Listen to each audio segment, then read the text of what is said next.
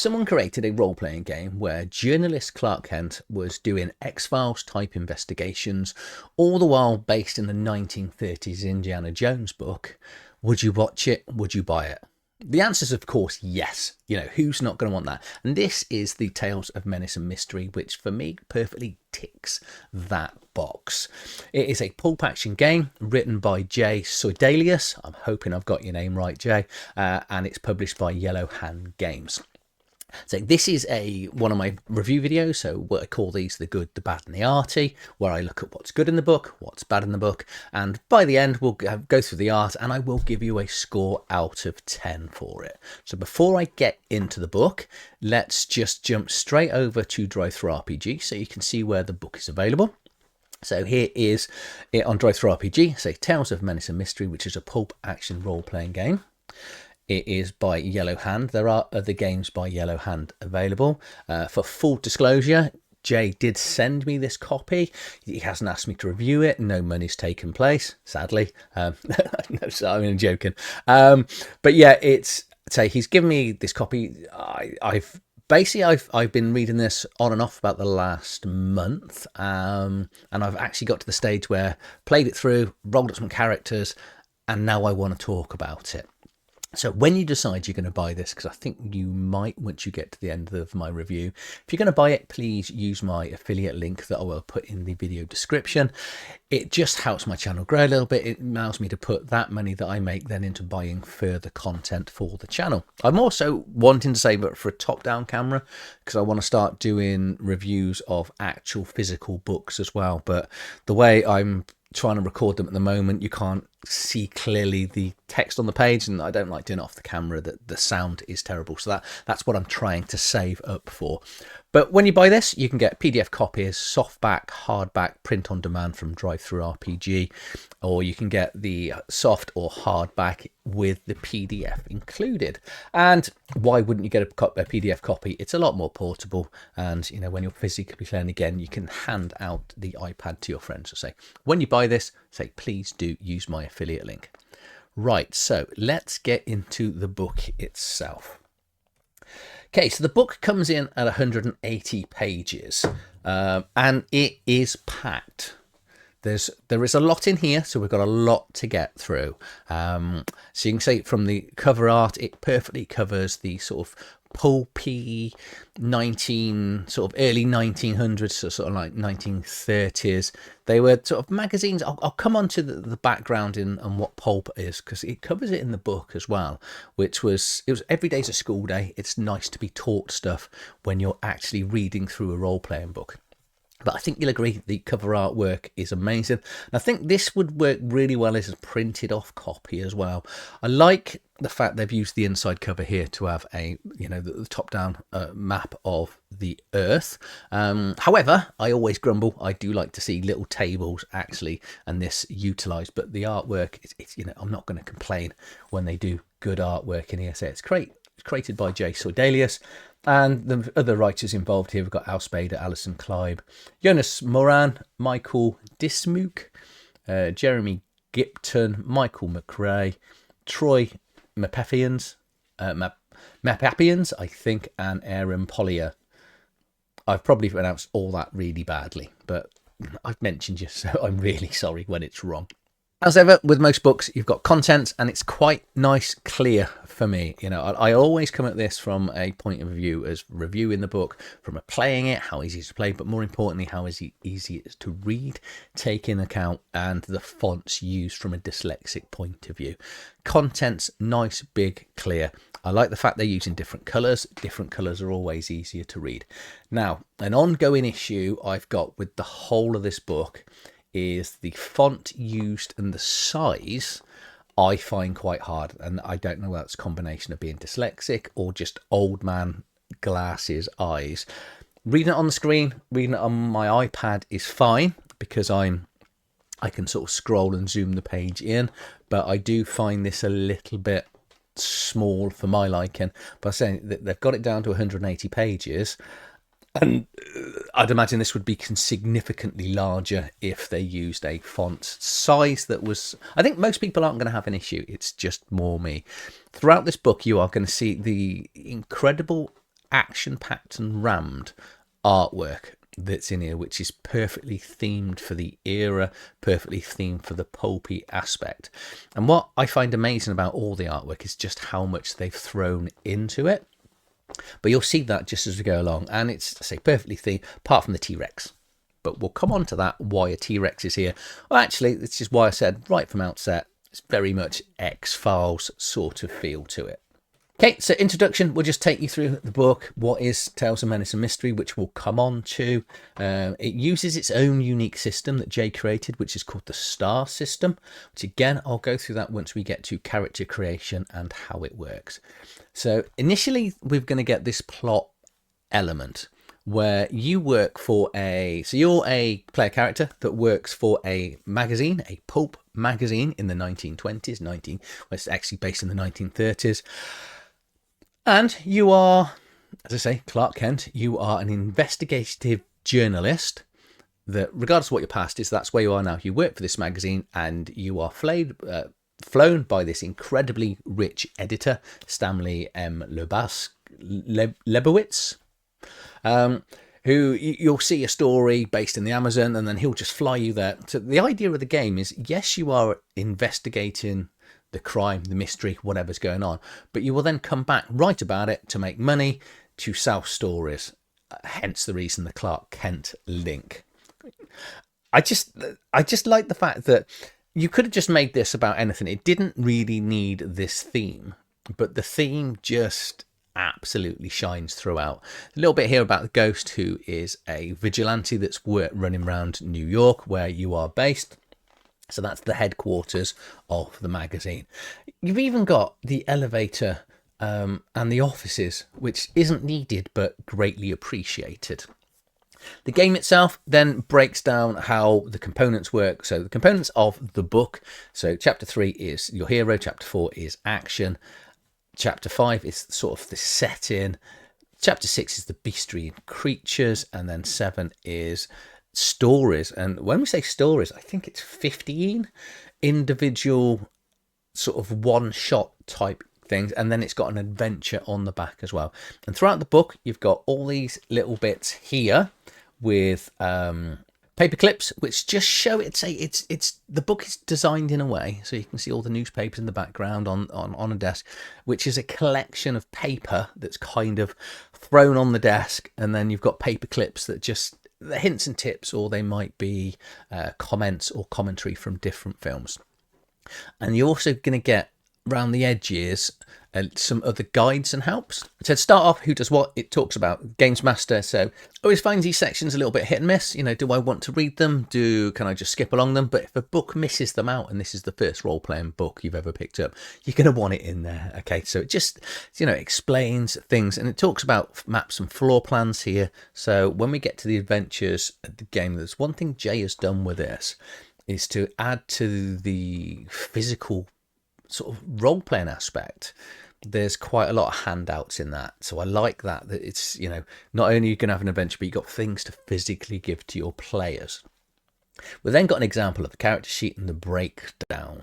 Okay, and we've got two characters here. We've got Sam and Danielle, which will appear here, and this just gives you starting. And I like the fact that they've done this. A lot of books don't actually have a character sheet for you to look at, to reference before you get to character creation.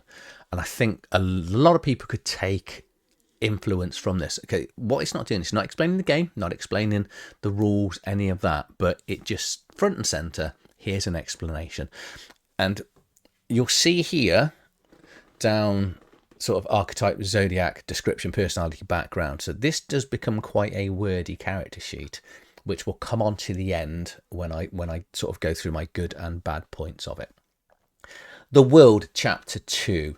Travelling around in the 1930s is things like cars, trains, boats, and there is an element of air, but obviously transatlantic flights, the things they get wrong in Indiana Jones. So, but we don't worry about that. This is a pulp world, and you can do what you want. But what Jay has done with the other writers is they've put an awful lot of research and time into what the world was like in the 1930s.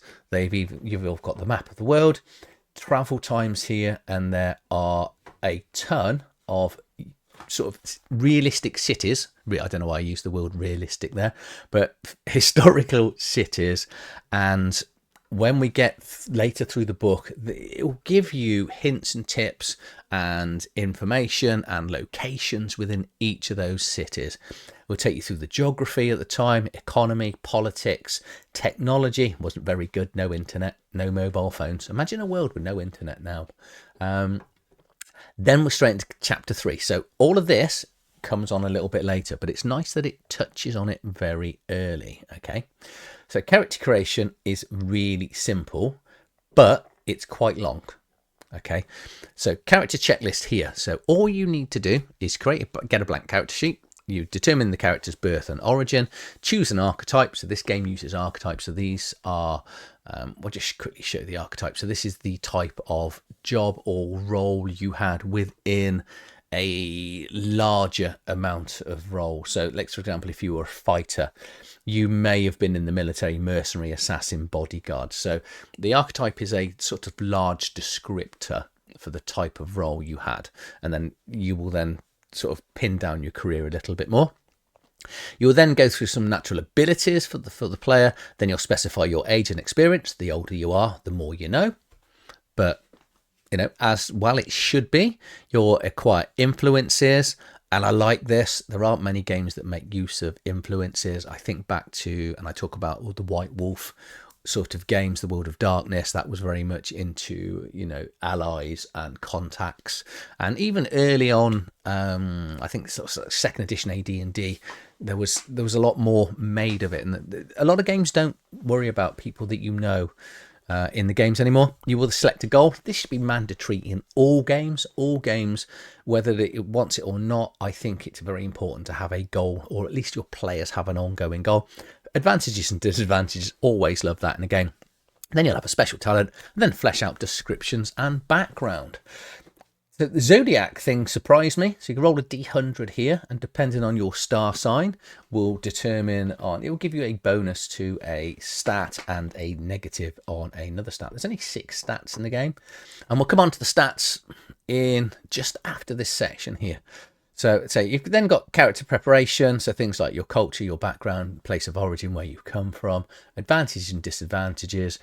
If you have an advantage, you must take a disadvantage. Nice and simple as it goes. And say you get your archetype then, which give you your typical experience, the type of capabilities. So this game doesn't have skills. It is based on career, occupation, life experience. So the more that you get into your character from a background point of view, the more potential help you will have and dice you will roll as and when you come to make any form of skill check. So this is for a rules light game, it's quite an in-depth character sheet. Okay, but there's lots of different archetypes in here: mystic, socialite, tinkerer, tribal, if you want to go down those routes. So you've got 6 stats: brawn, grit, knack, wit, hunch, and poise. And they will just determine different things. So brawn is measures of physical strength. Grit is your stamina and constitution. Knack is skills and coordination. Wit is basically your IQ, how fast your brain works. Hunch is intuition and perception. And poise is your composure and presence. Age, I said, will have a difference on how many skills and occupations you've got. And the more experienced you are, the better you will be at different things. And then you can increase your experience over time, and you will have your profession. So this is where I probably should explain the star system within a reason. So when you are making a difficulty check, being it opposed or trying to achieve a goal, the standard difficulty in the game is 5. I'll be rolling it, and you will roll a number of dice. I shouldn't just say D10. You roll a number of dice depending on how proficient or how many stars you've got. So if it's from your profession, so if you're a policeman, for argument's sake, you could argue that you should know about investigation. So you'll get 1 star in that. But you may have some capabilities. So within the sort of investigation type things, you may have additional knowledge of history or science that you've actually learned to have a sort of slightly deeper role. And if you can attach it then to your science or religion, you're going to get 2 dice in it.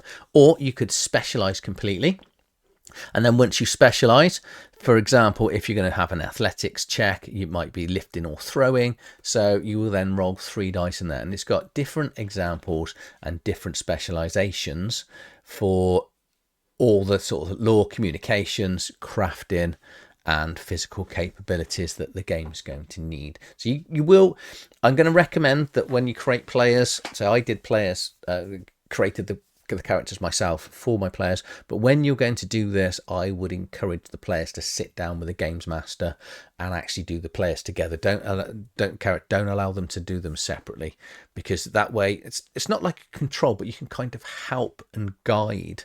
And I think that's going to be quite important to make sure you're sort of find the idea of the player, what the player wants to be. Because what I love about this is you can play anything within reason based in that, but you're just going to want to make sure you work with your games master to make sure you achieve the right number of stars and the right background to sort of then get the roles that you're going to want.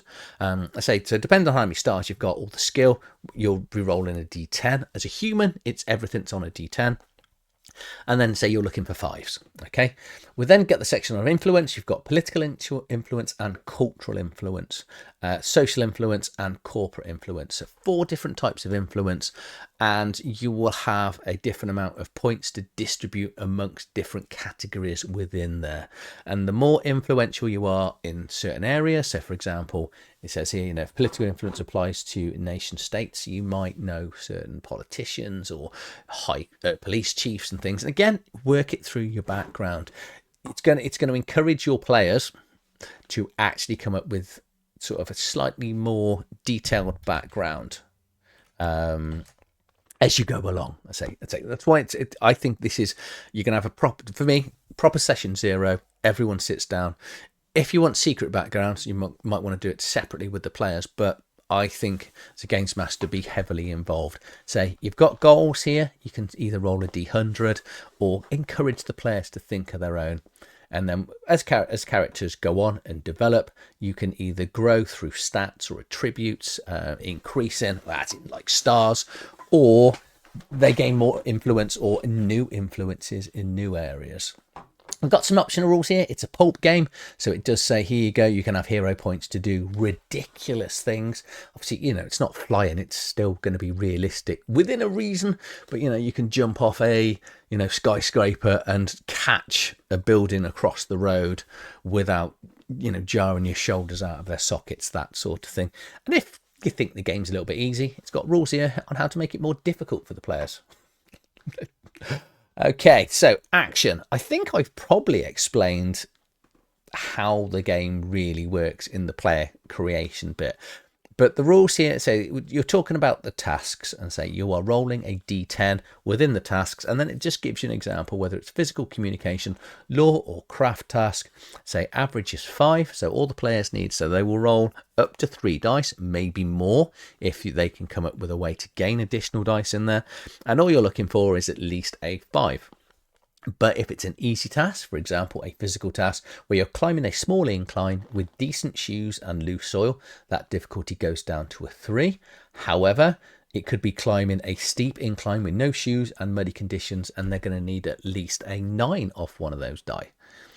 Okay, there are different things for like concentration and taking times and working together as teams and contested checks. Chases. Chases is an area which I find most games are, should we say, not very interesting in. If you think about 5th edition, the weird thing is with 5th edition, and I don't mean to knock on it, everything's got a movement of 30 feet, so there's no sort of variance. So the chase sequences can be very, well, let's say boring. Where with this, you've got different ranges for movement, and then as you can see down the bottom of this page here, you've got chase movement, very long +1. So you're doing it over a sort of abstracted sort of checking against each other to try and achieve and sort of close down and increase that distance, which is it's a nice way of doing it. It makes a change, and it even applies to car chases, because just imagine, nothing is 1930s pulp action than car chases. How many Indiana Jones films had car chases? All of them, I think. No, they probably didn't, actually. No, I don't think The Last Crusade had a car chase, did it? No. I was going to say Temple of Doom didn't, but it did. It had one right at the start. Oh. Okay. We'll park that one on the car chases. But you need car chases for a 1930s pulp. Combat, nice and simple. So initiative, turn order, combat tasks, so splitting dice pools, attack, roll attack versus defense. And then you've got strike locations and any sort of defense that you're going to come off from a protection point of view. Injuries and damage are... It's a little bit brutal in this game, but I like that, that you haven't got any sort of, here's your death save and go, once you are down and sort of dying, there's a good chance you will die if you don't get medical attention quickly. So as much as it's pulp, you can still die, which I like. Not that I like killing players off, but I think you just need that constant threat to make a game a little bit more interesting, but stops players doing really sort of silly choices and they may run away. Psychological health. Everyone loves a game where there's a chance you're psychologically going to be affected or damaged as time goes on. And it's a nice little random table here, which is always good. We've got an action reference table just to sort of give out to the players to help them and sort of build your characters quite quickly. Then got a action reference table, which you're going to want to photocopy this, really print this off, give this to each of your players, which covers movement, chase movement, the vehicles. This is what I'm saying about all humans, roll a d10 for all the things they do. And it does it in the way, so all the vehicles here will have a different die, which is determined by the shape here in the top left hand, top right hand corner, and then you use that for the dice. So when we get into the beastry for the creatures and the monsters in the game, they will have a similar thing, either a d10, d4, d20. I wonder if they'll ever be creatures with a d100, which would be quite frightening. But yeah, so it just breaks down. So you're going to want to sort of print this off and give this to your players. And then you've got examples of combat and then details of possessions of worn, transporting items around, because remember this is the 1930s. You can't just take a gun on a commercial plane. And there's an optional rule for encumbrance. I'm not a GM that worries about that. There is an element of realism, but I don't really worry about people just fully detailing everything they've got. We're then into chapter 5, which is the games master section, which is time and place. Again, examples down the side. Wonderful artwork here. This I think that's a Nazi lady. I don't think that is. We'll go with that just in case. And it talks about the time, so narrative time, time chases and combats, chase time and round times, the place and game settings and prioritizing orders over improvisation. And you're then looking at stories, so pre-game, so this is like we're saying about year 0, adventures or campaigns, and downtime for the players to skill up and level up. We're then into what I said, I think it was chapter 2, where we sort of cover a lot of areas within the game. And we have got a lot of cities to get through. I'm not going to go through all the cities, but what I'll do is I'll give you the example of New York here. So New York, so you're basically getting into New York, arriving at the station or going through to Hell's Kitchen, staying in New York, examples of places to stay in hotels, and then how you get around. There will be a map of each of the city, as well as a picture to just give you an idea. So it's based on a postcard, and then some specific locations will be detailed on the map, as well as some places of interest and some text talking about the cities. So we've got New York, Chicago, which, if you think about it, 1930s, that was just been after Prohibition, I think. So Al Capone, I think that's just after then. San Francisco, I'm sure some historian will tell me I'm wrong. Havana, Buenos Aires, London, Berlin, Paris, Moscow, Shanghai, Macau, Singapore, Bombay, Casablanca, Istanbul, and Cairo. So there's 1, 2, 3, 4, 5, 6, 7, 8, 9, 10, 11, 12, 13, 14, 15, 16 different city locations. So fully mapped out details with some NPCs, details of how to get there, staying in there, and maps of what the cities look like. The amount of research in this game has been absolutely incredible. And then we're into people and creatures. And we're going to see, to start with, 7 different, these are sort of groups and organizations that are the sort of more sinister aspects to the world. And each of them will tell you where they're based, have their special sinister logo, their goals, and then who's in charge and the officers from each of them that are on there. And then we've got some of the NPCs and player characters, which I'm going to skip through because if you're a player, you're not going to want to see some of them on that page. So I'll give you an example here of, we'll look at Dr. Ernst von Dublin. So you say every human down here has got a D10. Which is, so every time they roll anything in the stars, they will be rolling a d10, which will be important once we get to the creatures a little bit further on. And then you've got, some of them won't have the full amount of health boxes, etc. And any existing injuries, they got to be included. And then any sort of specialities, etc. are included with each of the players. Then we've got some just sort of bods, so we say minion type people like fighters and pugilists and police detectives. Then a random table of creatures, and then we're going to see some big creatures. So creature matrix here. So each creature, say each human has got a d10.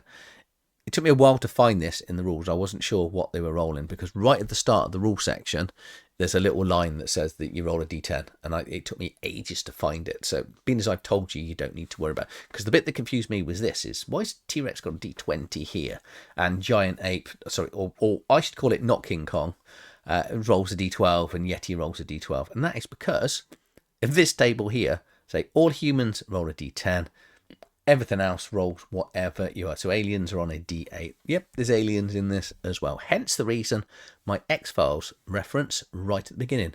Chupacabra, there was an X-Files episode on that with Mulder down in, I think it was Mexico, or at least near the border. Anyway, and there's zombies and vampires. And then we've got the random animal table here. We've then got a table here with all the animals that are on that table to randomly put into things. And you're going to think this isn't a lot of monsters, okay? This section now coming up has got you covered, because the story section has got 15 individual adventures, sort of one shot and a sort of larger campaign.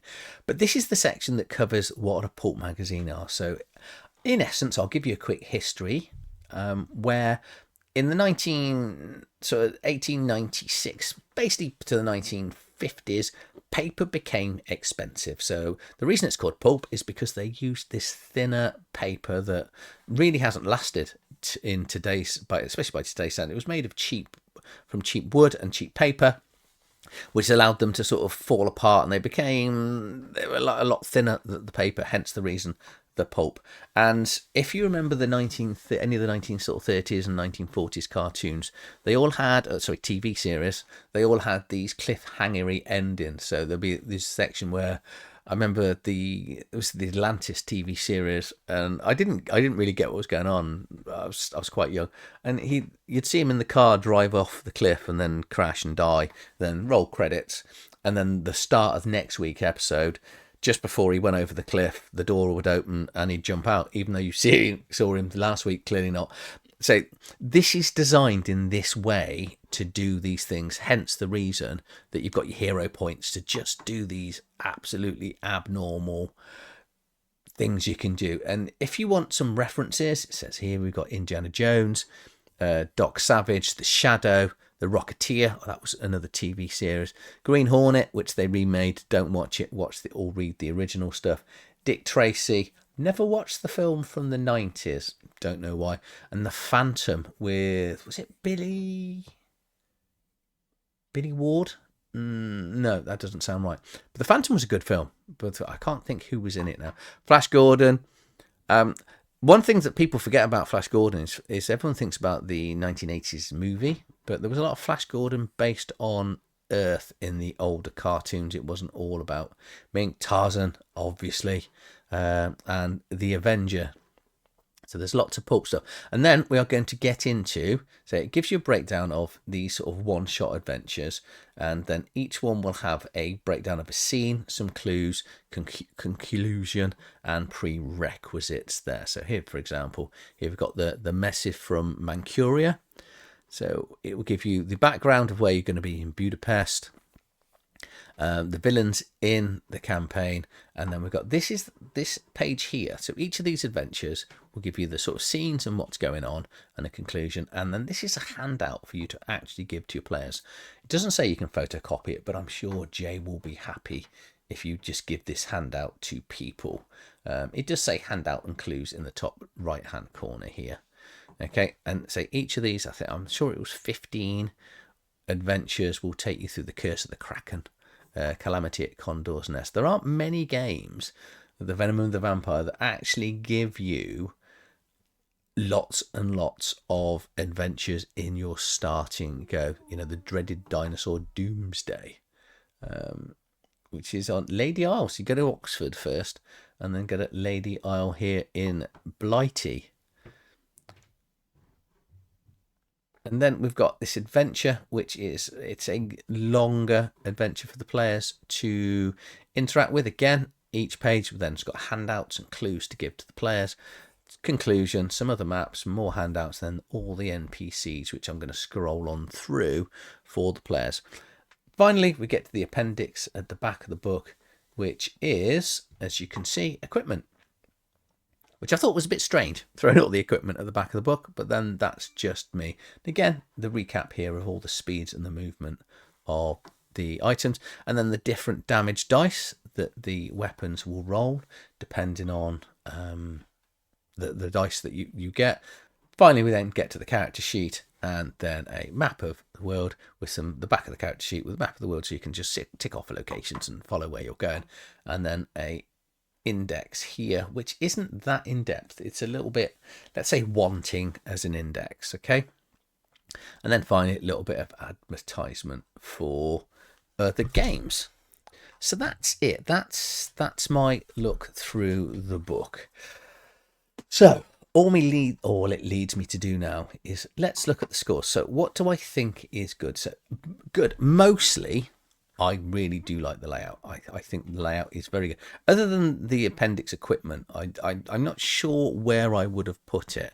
I think I'd have liked to have seen it at the end of the hero stage, so it does seem a little bit strange that, you know, as you're going through creating your character, you then have to go all the way to the back of the book once you finish character creation here to sort of pick up equipment. It just seemed a little bit, I'd say, but mostly the layout of the book follows really well.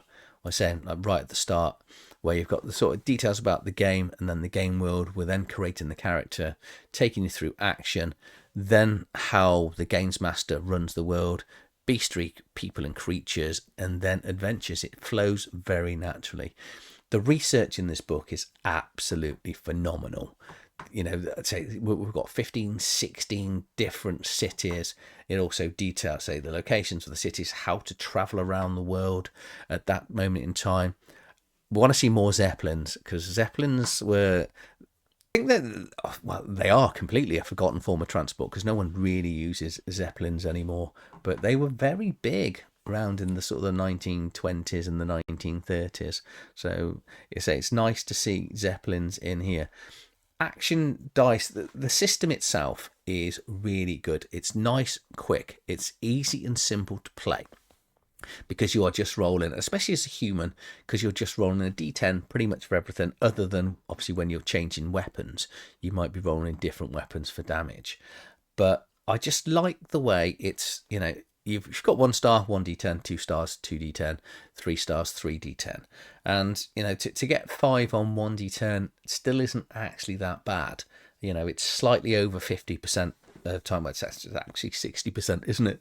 Quickly doing my maths there, if it's a standard difficulty. So if you roll in 2 or 3 dice, it should become, you know, not too difficult to think. I say you've got these influence rules. I like the fact that, especially as an investigative journalist, because who you know and who you contact are the sort of things that are going to not only help you get around and find information, but getting out of locations or getting into locations with the guns or firearms that you might need. The feel of the book is really good, and I don't mean the physical feel, because I haven't had a physical copy of the book, but the feel and sort of plot of this investigative journalist traveling around the world, just seems really good. It's quite unique to me. I don't think I've ever seen anything like it. That there's nothing springs to mind. Obviously, let me know in the comments if you go, well, yeah, that was, it's very much has that feel to it. And the light rules, lack of skills. I'll come on to the negative of that, because some people need that, definition here. But because it's a rules light game, other than Warhammer Fantasy Role Playing, I'm now becoming a big fan of lighter games. I'm starting to find that I want less rules, less bloat in the games that I play. Okay, so let's get down to what I think was bad. I'd said from the outset, I don't like the main font. Sidebar font, really good. I wish they'd gone with that with the rest of the book. I don't know why. It's I know it's going to be a very personal thing. Other people might say, yes, I agree, you can read it, or no, you're absolutely, there's something wrong with your eyes, old man, which would be fair assessment. But I think reading off a computer, reading it off the iPad, fine. I'm not sure whether a physical copy of the book would have been difficult. Now, character sheet. So this character sheet is a blessing and a curse. And I think this is what I said about working with your players very early on. Because the character sheet is so simple and there's so little to it, the fear I have with the wrong type of player, or by allowing a player to do their characters themselves, because the text here, descriptions, personality and backgrounds are going to be, they're quite important within the character, because it does help you sort of build dice pools, dice rolls, talk to the games master. And I think if you allow players to just do this themselves, they could either end up with a ridiculously overpowered character that's tried to do everything, or just it's going to end up being too narrow that they're not going to be able to achieve things well. So I tell you, it's just that's the bit that I say. I like the fact it's light, but that with no skills, I think you're going to get, especially inexperienced. Well, actually, no, more experienced players, but those that shut down. Because the thing I love about inexperienced players and first-time players is, and I'm going to do a video on this so I'm going to try not to spoil it too much, is how they play what they want to do as opposed to looking at stats and skills. And this is the beauty, in a way, of this game, is that your players aren't going to be stuck by trying to do stuff that their skills show off. Character creation is done well. I think it's quite long, in fairness. I think you're looking 25 to 30 to 40 minutes to create a character. Now, I don't mind that, but I think certain people might mind. They might mind the zodiac star signs. I don't know why. I always think this, because I think especially as players, we get older, you kind of want your character to be a certain way, and your star sign is going to mean that you're going to have a plus or a minus, that you might not have wanted it, but go with it. Just roll with it. There's so little to dislike in this game. I always try to find several dislikes, and I'm really struggling with this because I really like this, Jay. I think it's a really good book, and I'm hoping for more expansions and more things to build on. But even if there is one other book that, again, Jay has kindly sent me, which is a load of adventures, which I will run through at some stage. But there's enough here that even if this is the only thing you buy, say 15 adventures, 16 different city locations, a longer adventure as well, so technically 16 adventures, and this bizarrely interesting plot where you can, go wherever you want during the world. The idea is to make money for this magazine. It's such a good plot. Actually, that's the other thing. So I've just re-looking at the one thing I think I would have loved to have seen in this is a big over. So you've got the 7 factions, which the sort of organizations that are the bad guys, but there's nothing in there, like your big Bondy bad guy. that I think possibly maybe that would have been a nice thing to see in here. Artwork, it's absolutely stunning. You know, whoever's, I probably should just, let's go and find the artists. Jay did it himself along with Paul. I'm not going to try and do it, but Jason, not only has he written this amazing book, but the artwork is absolutely brilliant and a perfect thing of the time. There isn't a lot to dislike in here. There's very few bad. So what do I give this? As you can tell, I really do like this game. And I had a score written down, and then I've gone back through this book again, and I'm going up, and I highly recommend this. I say, if you want investigative journalists in the 1930s with flying around the world, doing what you want, investigating crime, horror, monster, aliens, you could wrap this in with Cthulhu monsters. There's so many things that you could do with this game, or even just go around villages where children have been stolen because they need to take some stones. Don't do that one. That's been done. But yeah, well done, Jay. I really like this game. So I give this a score of 8.5 out of 10. Say deeply, highly recommended. That is Tales of Menace Mystery. If you've enjoyed this review, please like, share and subscribe to the channel. I'll see you on the next video. Thank you for watching.